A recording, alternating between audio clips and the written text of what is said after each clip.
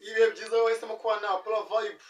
Komeza tubashimira umunsi ku munsi komeje nuko bukeye. Muri abantu b'ingenzi kandi muri abantu b'igikundiro. Nababwiye ngo kuba mpari kuba nyihumeka ntabwo muzicwa n'irungu. Uko niko nabaye niko naje. Gitaruti kwa n'ingoga. Gitarushenguza iminike. Gitarubabaza babisha. Ikicyogere mu nkuba. Ni njyewe abandi barababeshya. Aha rero ntahandi niyo channel imwe rukumbi. Niyo channel imwe rukumbi. Yiyemeje gufata ibintu ikabishyira ku karubanda. Ndi kumwe n'umutumirwa rero. Uyu mutumirwa ni umusesenguzi, ni umuhatari, azi byinshi, azi football, azi industry kunagaze, areba umuziki, ari hejuru cyane, afite ubwiza bw'ubwenge bushimishije, aratangaje muri we ntasanzwe, yifitemo inema, afitemo logique, muri we uraje wumve ikimubitsemo, araje wumve icyahatse. Vuga nkuze na Dani, yitwa Dani Beat, cyangwa se umwite Dani Hit, cyangwa se umwite Dani umusesenguzi, icyo nzi nuko ibyo bintu byose abifitiye ubushobozi. By the way, numukatite koleta numuririmbyi gospel wumve ngararamya abandi bakivana mu kibuga. Reka wumve ibyo tubiki. Wasabana. Asa. Umeze neza? Meze bo. Ndavuga ngo Yesu nashima. Ariko ngende umusilamu salamu alaykum. Byose biterwa n'imyemerere yawe. Aha ngaha rero turakwakira kuri Apollo Vibe. Nagira ngo tuganire ku byo kurimo kuvugwa, tuganire ku byo turimo kubona ndetse umbwire ahisi y'ubungubu ukuyibona. By the way, umuziki urabona ufite kuntu urokarasa abahanzi nyarwanda ndetse na industry nyarwanda. Football urayibona ufite kuntu urokarasa duhereheye. Aho duhereheye. Wowe ushaka. Ushaka. Music nyarwanda muri minsi urayibona uti? Umuziki nyarwanda ni mwiza.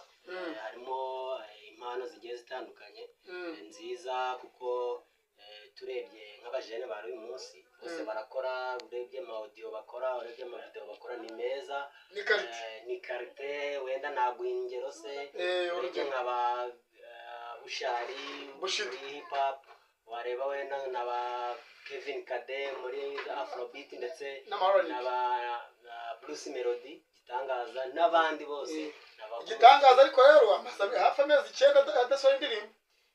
Buri uyu muntu yagafashe ntago ari ngombwa gakore byinshi. Akora mu kigega, kuba yaragafashe se bivuze ko azabicisha umunye ntago umufata. Ariko Bruce Melody afite ibihangano byinshi, yagiye akora.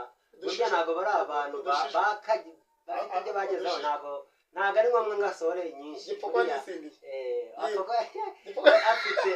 Afite ukuntu yumva abantu bumva indirimbo ze yakoze mbere. Hari indirimbo ajya akoranye na Bariyoni, hari indirimbo ajya akora nyinshi zigiye zitandukanye. Izo baragenda abantu abakunzi be bagakura mu gaseke bakumva.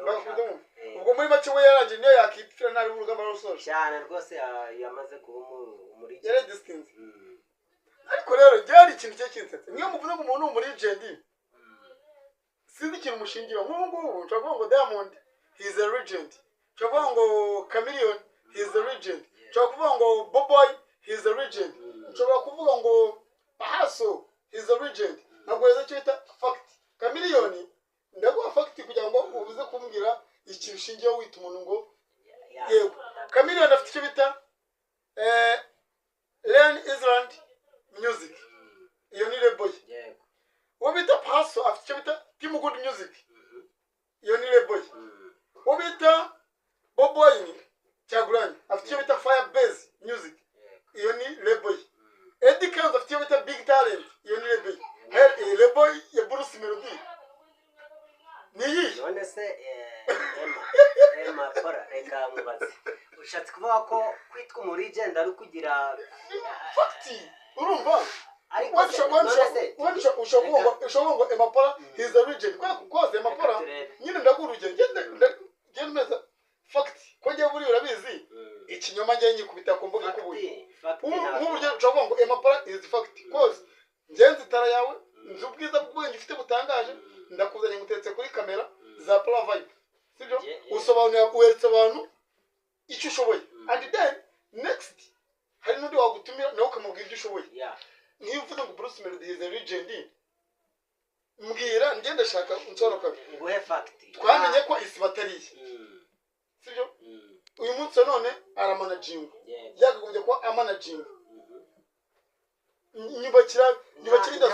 ntabwo kwitwa umuregend turamwita umuregend bitewe na field ariho. None se reka nkubaze abahanzi b'abanyarwanda uzi bafiteho mariboni bangahe? Ubwo rero mu Rwanda abahanzi baho sibyo turamwita umuregend. Ubwo rero itonde genda gake. Turamwita umuregend bitewe nuko hari uwariwe mu gihugu arimo igihugu cy'u Rwanda. Bruce Melody ni umwe mu bahanzi bavuga ari kijyana bitewe n'ibihangano nyine aravuga yakunzwe.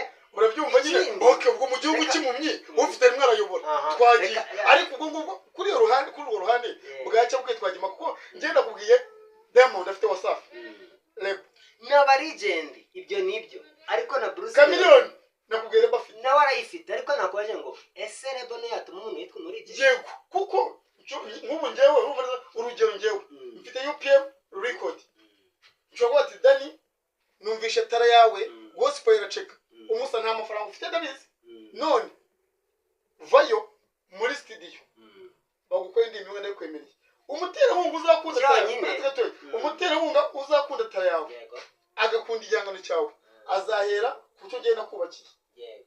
Nta mwana ukura ngo yuzure ingobyi. Birashoboka ko Bruce Melody wo muri imyaka turimo kuko agikora nubwo uvuga ngo ntagikora wenda birenze. Ubwo ntabwo ari legend. Birashoboka ko ni legend. Tugomba kumwita umuregend bitewe n'abanganya nawe muri industry. Ubwo se Makanyaga akaba iki?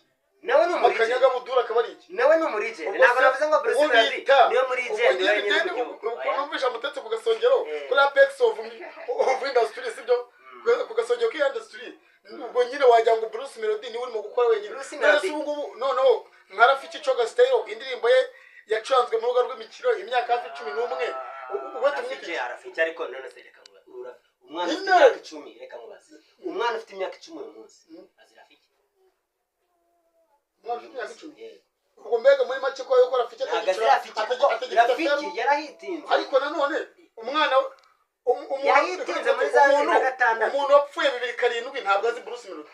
Umuntu wapfuye 2007 umuntu wapfuye 2007 ariko yagiye azirafiki azirafiki ariko ukiriho uwapfuye yaragiye ariko ukiriho urugendo rusabe namwe muri ugasubira Bruce Melody ntabwo simufana shout kuri Bruce Melody sibyo uri legend ariko by the way reka dukangura abahanzi nyarwanda kuri ikintu ejo nagiye tuzavuga ati denga y'amateka petit à petit l'oiseau fait son niko bavuga noko